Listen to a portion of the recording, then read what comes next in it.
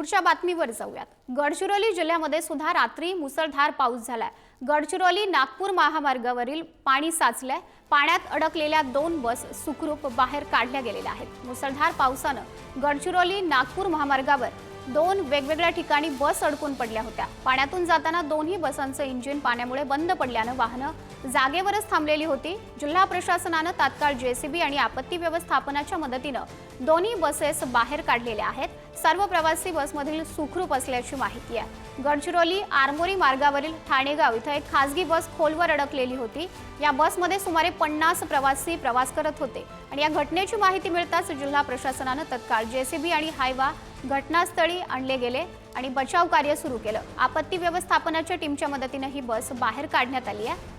गडचिरोली नागपूर राष्ट्रीय महामार्गावरील गाढवी नदीजवळ पुलाच्या अलीकडे एसटी महामंडळाची बस देखील इंजिनमध्ये पाणी गेल्यानं बंद पडून अडकलेली होती आणि या बसमध्ये 23 प्रवासी होते। इथंही प्रशासनानं जेसीबी पाठवून बसला बाहेर काढले। दोन्ही घटनांमध्ये प्रवाशांना कुठलीही इजा झालेली नाही।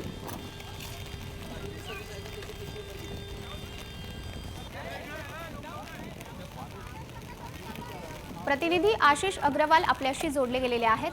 आशिष, दोन्ही घटनांमध्ये आपण बघतोय प्रवासी सुखरूप आहेत, नेमकं काय घडलेलं होतं?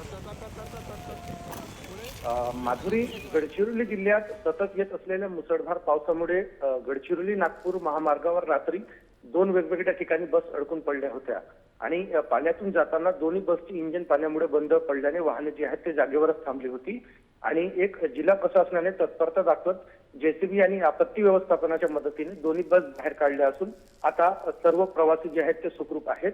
आणि मुख्य म्हणजे गडचिरोली आरमोरी महामार्गावरील ठाणेगाव येथे एक खासगी बस आहे ते पाण्याच्या खोलवर अडकलेली होती आणि या बसमध्ये तब्बल 50 प्रवासी जे आहेत ते प्रवास करत होते आणि घटनेची माहिती मिळताच जिल्हा प्रशासनाने तात्काळ जेसीबी व हायवा जे आहे ते घटनास्थळी पाठवून बचाव कार्य सुरू केले होते आणि आपत्ती व्यवस्थापनाच्या टीमच्या मदतीने ही बस बाहेर काढण्यात आलेली होती।